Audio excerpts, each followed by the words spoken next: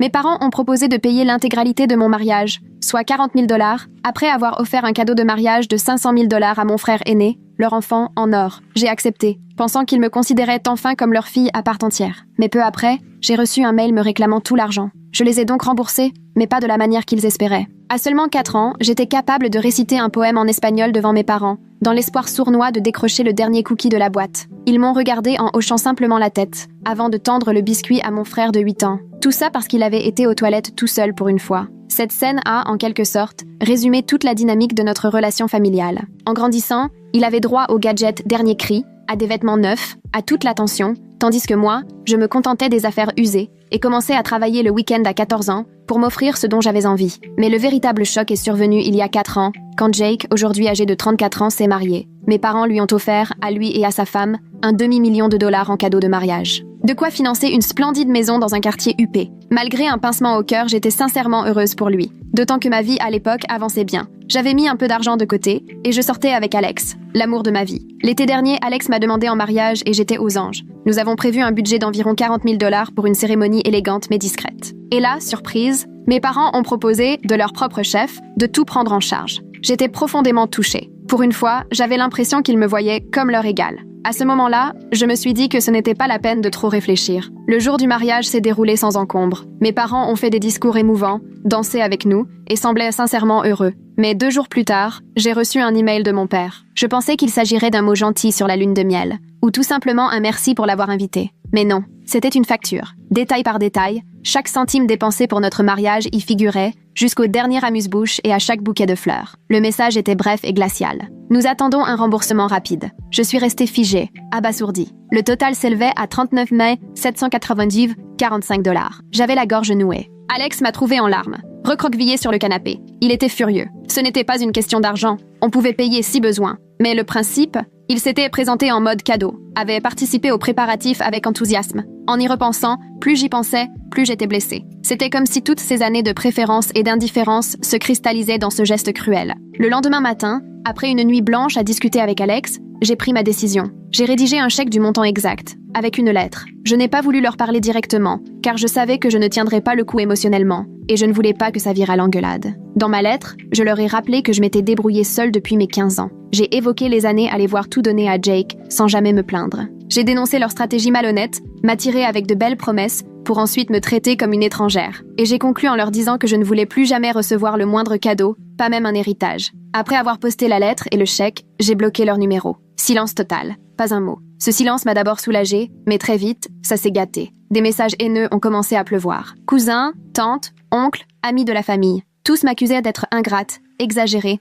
de ne pas reconnaître tout ce que mes parents avaient fait pour moi. Jake m'a même appelé en criant que je brisais la famille. Selon lui, j'aurais dû régler la facture sans faire d'histoire. Typique de Jake, toujours du côté des parents. Et pourquoi pas? Il a toujours tout eu. Je n'ai répondu à personne. Je suis partagée. D'un côté, je suis persuadée d'avoir eu raison de poser mes limites. Mais d'un autre côté, est-ce que j'ai réagi de manière excessive? Est-ce que j'aurais dû simplement payer et tourner la page? Était-ce trop demandé que d'espérer un traitement équitable? Heureusement, la famille d'Alex a été d'un soutien sans faille. Ses parents étaient choqués en apprenant ce qui s'était passé et prennent régulièrement de nos nouvelles. Mais les messages incessants de ma propre famille commencent à m'user. Je remets en question ma décision. Ai-je vraiment bien agi? Aurais-je dû parler à mes parents avant de couper les ponts? Ou ai-je enfin fait ce qu'il fallait pour me faire respecter? Après tant d'années à me sentir mise de côté, je suis perdue. Une part de moi pense avoir eu raison de me défendre, et l'autre redoute d'avoir causé une fracture irréversible. Mise à jour 1. Depuis que j'ai partagé mon histoire, la situation a empiré, bien plus que je ne l'aurais imaginé. Hier matin, j'ai reçu un email de ma mère, passé entre les mailles car elle a utilisé son adresse professionnelle, que je n'avais pas encore bloquée. Son message était long, moralisateur, elle prétendait que la facture n'était pas censée être prise au sérieux. Selon elle, il n'avait jamais eu l'intention d'encaisser le chèque. C'était censé être une leçon de vie sur la gestion financière. Il voulait soi-disant tester ma réaction, et après m'avoir jugé mûre, déchirer le chèque et m'offrir 120 000 $ comme vrai cadeau de mariage. Je n'en croyais pas mes yeux. Une leçon de vie? Qui fait ça à sa propre fille adulte? À ce moment-là, tout est devenu limpide. Ce n'était pas une histoire de justice ou d'amour. C'était une question de contrôle. Il voulait voir si j'allais obéir docilement ou me rebeller. C'était manipulateur, blessant et injustifiable. Sans hésiter, j'ai immédiatement encaissé le chèque en ligne. Hors de question de leur laisser la chance de le déchirer. S'ils voulaient m'enseigner une leçon, eh bien moi aussi, qu'ils ressentent dans les conséquences de leurs actes. En réponse à son mail, je n'ai envoyé qu'une phrase. Merci d'avoir confirmé qu'il s'agissait bien d'un test intentionnel et non d'un simple malentendu. Ensuite, j'ai bloqué son adresse e-mail professionnelle. Je m'attendais à ce qu'elle tente encore de me contacter, mais je n'avais aucune envie de continuer à jouer à leur petit jeu, encore moins de subir une autre leçon de vie. Ce soir-là, les choses ont dégénéré quand Jake s'est pointé chez moi sans prévenir. Il a tambouriné à la porte en criant mon nom. Au début, j'ai fait semblant de ne pas être là, en espérant qu'il s'en irait. Mais non. Il a commencé à hurler à travers la porte, m'accusant d'être puéril et de tout exagérer. Selon lui, nos parents voulaient juste m'enseigner la responsabilité financière parce qu'ils s'inquiétaient de mes dépenses. Entendre ça, surtout venant de Jake, m'a mise hors de moi. Ce même Jake qui n'a jamais payé sa propre facture de téléphone, qui n'a jamais travaillé sans le soutien de nos parents, osait me faire la morale sur la gestion de l'argent. Pendant qu'il continuait son monologue, je me suis discrètement mise à enregistrer la scène avec mon téléphone. Je ne savais pas jusqu'où ça irait, et je voulais avoir des preuves si jamais la situation dérapait. Jake ne cessait de répéter que je détruisais la famille pour une broutille, que je devais m'excuser auprès de nos parents et tourner la page. Il affirmait qu'ils n'avaient jamais voulu me blesser et qu'ils avaient toujours fait de leur mieux pour nous deux. Il martelait que je dramatisais tout et que c'était entièrement ma faute. Je suis restée silencieuse, assise de l'autre côté de la porte, bouillonnant de colère. Finalement, au bout d'un temps qui m'a paru interminable, il est parti, mais pas sans me traiter d'égoïste et m'accuser de vouloir briser les liens familiaux à cause de l'argent. Une fois seule, je suis restée immobile, submergée. Ce coup d'éclat de Jake a confirmé ce que j'avais toujours pressenti. Ils prendraient toujours leur parti, quoi qu'il arrive, peu importe à quel point leurs actions étaient injustes ou blessantes. Dans la nuit, les messages ont recommencé à pleuvoir. Jake était retourné voir mes parents, et ensemble, ils avaient visiblement décidé de rallier tout le monde contre moi. Mon téléphone s'est mis à vibrer sans arrêt. Tante, oncle, cousins éloignés, amis de la famille, tous m'envoyaient des textes, me qualifiant d'ingrate, me reprochant de semer la zizanie et m'exhortant à demander pardon. Un message m'a particulièrement marqué. Il venait d'une tante que je n'avais pas vue depuis des années. Elle m'écrivait que j'avais de la chance d'avoir des parents qui se souciaient assez de moi pour m'inculquer des leçons de vie, que je devrais être reconnaissante qu'ils aient dépensé quoi que ce soit pour mon mariage. Elle concluait en disant que j'avais de la chance qu'ils veuillent encore faire partie de ma vie. Je n'en revenais pas de voir à quelle vitesse tout le monde s'était retourné contre moi. C'est comme si leur pouvoir financier suffisait à légitimer tout ce qu'ils faisaient. Personne ne semblait préoccupé par la manipulation affective ou les années de favoritisme qui nous avaient menés jusqu'ici. Ils ne voyaient que mon refus de me plier à leur générosité apparente. Et ça suffisait pour qu'ils me tournent le dos. À ce stade, Alex commençait à s'inquiéter sérieusement pour moi. Il me proposait de faire une pause avec les réseaux sociaux, voire d'éteindre mon téléphone pour retrouver un peu de paix. Il me répétait que je n'avais rien fait de mal, me rappelait tous les moments où mes parents avaient clairement favorisé Jake, et comment ils utilisaient l'argent comme un outil de contrôle. Le plus frustrant dans tout ça, c'est que je ne pouvais obtenir aucune réponse claire. Mes parents ne cherchaient même pas à s'expliquer. Dans leur esprit, ils étaient simplement des parents incompris, essayant d'aider leur fille capricieuse. Je me suis demandé si j'aurais dû faire les choses autrement. Peut-être qu'au lieu d'envoyer cette lettre et de les bloquer, j'aurais dû entamer une vraie conversation. Mais je savais comment ces discussions finissaient. Ils retournaient toujours la situation contre moi, jusqu'à ce que je m'excuse d'avoir été blessée. C'était un schéma que je connaissais trop bien, et je n'avais plus l'énergie de le revivre. Alors, pour l'instant, je me concentre sur la vie qu'Alex et moi sommes en train de construire. On ne peut rien faire d'autre que d'espérer que les choses s'apaisent avec le temps. Bonjour à tous. Je tiens à commencer par vous remercier pour vos messages. Lire vos commentaires, vos conseils, vos témoignages m'a vraiment aidé à traverser cette période difficile. Ce fut un véritable ascenseur émotionnel, et votre soutien m'a énormément touchée. Même si j'ai essayé de rester forte, un nouvel événement inattendu est venu tout bouleverser. Quelques jours après la visite de Jake, j'ai reçu un appel de mon oncle, le frère de mon père. Nous ne nous étions pas parlé depuis des années. J'étais persuadée qu'il allait me demander de faire la paix avec mes parents. Mais sa révélation a complètement changé ma perception. Il m'a confié qu'il avait entendu parler de la situation par des membres de la famille et qu'il se sentait obligé de m'appeler parce que ce n'était pas la première fois que mes parents, ou plutôt mes grands-parents, agissaient ainsi. Il y a 20 ans, une histoire similaire s'était produite entre lui et mes grands-parents, les parents de mon père. Mon oncle avait refusé de se plier à leur autorité et ils avaient ruiné sa réputation dans toute la famille, l'accusant de vol et d'ingratitude malgré tout ce qu'ils lui avaient redonné. À l'époque, mon père ne l'avait pas soutenu. Il avait choisi le camp de ses parents, provoquant une rupture qui ne s'est jamais vraiment réparée. Mon oncle m'a avoué s'être senti trahi et qu'il lui avait fallu des années pour comprendre les dynamiques toxiques de cette famille. En l'écoutant, tout a pris sens. Ce que je vivais n'était pas un incident isolé.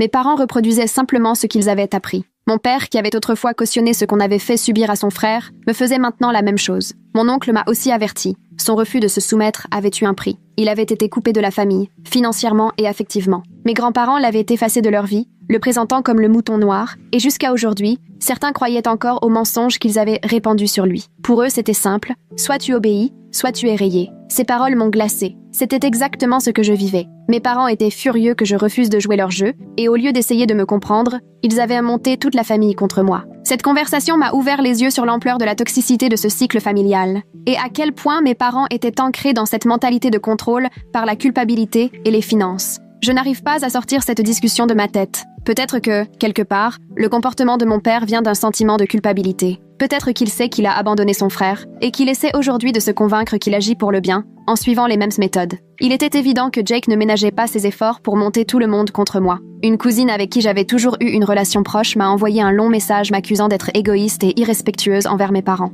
Selon elle, il n'était pas trop tard pour arranger les choses, à condition que je fasse preuve d'humilité et présente mes excuses avant qu'il ne soit trop tard. Son message reprenait exactement les mêmes discours que les autres. Lire tout cela était épuisant. C'est là que j'ai compris. J'ai grandi dans une famille où l'amour avait un prix. Tout venait avec des conditions, l'aide financière, le soutien émotionnel, même les moments censés être joyeux, comme un mariage. Et comme j'avais refusé de suivre leurs règles, j'étais désormais mise à l'écart, tout comme mon oncle l'avait été autrefois. Alex a été mon pilier pendant toute cette tempête. Après l'appel de mon oncle, nous avons eu une longue discussion sur notre avenir. Il m'a assuré que peu importe ce qui arriverait, nous surmonterions cela ensemble, que je ne devais rien à personne, ni à mes parents, ni à Jake, encore moins à des membres de la famille soudainement transformés en pseudo-psychologues familiaux. Son soutien inébranlable a été plus précieux que je ne saurais le dire. Mais malgré tout, je restais partagée. Mes parents m'avaient profondément blessée sur le plan émotionnel, et une part de moi se demandait encore si je n'avais pas fait erreur. Était-il possible de réparer les choses sans renier mes propres limites? J'ai passé des heures à me poser la question, à réfléchir si une réconciliation était envisageable sans y laisser ma santé mentale. Puis quelque chose d'inattendu s'est produit.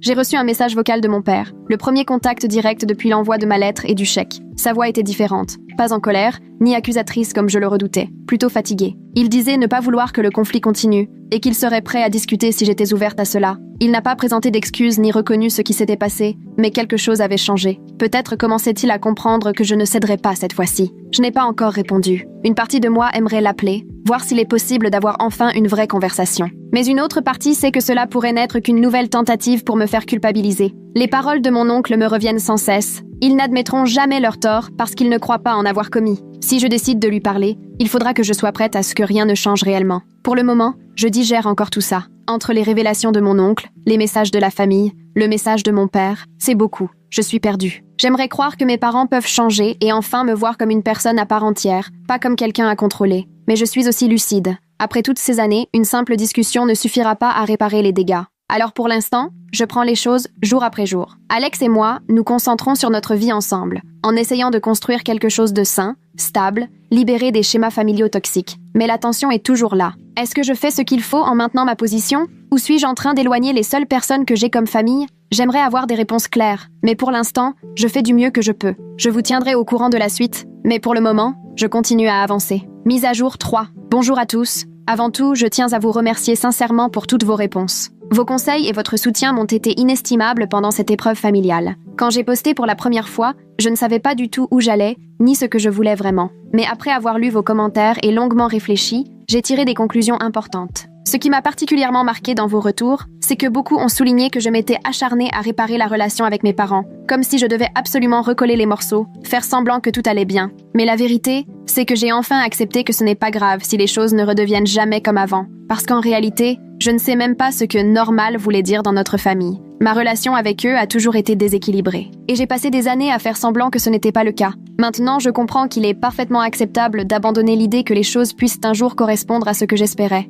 Beaucoup d'entre vous ont aussi dit que j'étais peut-être trop indulgente en pensant que mon père agissait par culpabilité. Avec du recul, je réalise que vous aviez raison. J'avais besoin de croire qu'il pouvait changer, que tout venait d'un sentiment de regret. Mais même s'il regrettait réellement, cela ne justifie pas ses actes. Cela n'efface ni les années de manipulation, ni le favoritisme, ni les blessures émotionnelles. En parallèle, j'ai compris que j'avais besoin de tourner la page, de fermer ce chapitre, que cela mène ou non à une réconciliation. J'ai donc décidé de rencontrer mon père, pas pour lui, pour moi, pour obtenir la clôture émotionnelle dont j'avais besoin. Lors de notre rencontre, il n'avait plus rien du père autoritaire que je redoutais dans mon enfance. Il avait l'air fatigué, presque vaincu, et pour la première fois, sincèrement désolé. Il n'a pas prononcé les mots « je suis désolé », mais il s'est excusé pour la façon dont la situation du mariage avait été gérée, ainsi que pour l'attitude de ma mère et de Jake. Il m'a même dit avoir demandé à certains membres de la famille d'arrêter de me harceler, ce qui m'a soulagé un peu. Puis il a fait quelque chose d'inattendu. Il a sorti le chèque que je lui avais envoyé pour les frais de mariage et me l'a tendu en me demandant de le reprendre. Apparemment, lui et ma mère en avaient discuté et il voulait faire amende honorable. Mais cette fois, j'étais prête. Je lui ai dit très clairement que je ne reprendrais pas ce chèque, que ce n'était pas une question d'argent, que le vrai problème venait de toutes ces années où j'avais été reléguée au second plan et du poids émotionnel que cela avait entraîné. Récupérer ce chèque ne changerait rien. Ce n'était plus une transaction financière, c'était beaucoup plus profond. Je l'ai vu frustré, il semblait désemparé, comme s'il ne savait plus quoi offrir. Dans son esprit, rendre l'argent, réparer les torts. Mais il ne comprenait pas que le mal causé n'était pas quantifiable, et qu'on ne répare pas une relation brisée avec un bout de papier. Après mon refus, il est resté silencieux plusieurs minutes, puis il a dit qu'il ne voulait pas me perdre, qu'il savait que les choses étaient allées trop loin, et qu'il ne voulait pas que notre famille implose. Il semblait sincère, mais j'ai compris que je ne cherchais plus la réconciliation à ces conditions. Je ne voulais pas revenir à notre ancienne dynamique. Je ne voulais plus faire semblant. Je lui ai dit que j'avais besoin de prendre mes distances, que cette rencontre comptait, mais ne changeait pas fondamentalement la situation, que je n'étais pas prête à tout pardonner, ni à tout oublier, et que j'avais besoin de temps pour guérir, à ma façon. Étonnamment, il n'a pas insisté. Il a simplement hoché la tête, et m'a dit qu'il comprenait. Pas d'insistance, pas d'accusation, pas de reproche. Et rien que ça, c'était déjà un pas. D'une certaine manière, cette reconnaissance silencieuse a compté plus que tout ce qu'il aurait pu dire. En quittant la rencontre, j'étais traversée par un mélange de sentiments. Je n'étais pas en colère, mais je n'étais pas soulagée non plus. J'avais espéré obtenir une forme de clôture, de fin claire, mais la réalité est souvent plus floue que ce qu'on imagine. Il n'y a pas eu de réconciliation dramatique, ni d'échange bouleversant. C'était simplement une fin. J'avais dit ce que j'avais besoin de dire, et désormais, c'était à moi de continuer mon chemin. Depuis, j'ai pris des mesures pour préserver ma paix intérieure. J'ai bloqué plusieurs membres de la famille qui continuaient à m'envoyer des messages blessants, et Alex et moi concentrons nos efforts sur la construction de notre vie, loin des drames familiaux constants. Pouvoir respirer à nouveau a été libérateur, même si, parfois, une petite voix en moi reste partagée. Je sais que j'ai pris la bonne décision en me défendant, mais cela ne rend pas les choses plus simples pour autant. Il m'arrive de me demander si j'aurais pu gérer les choses autrement, ou donner une autre chance à mes parents. Mais quand ces pensées surgissent,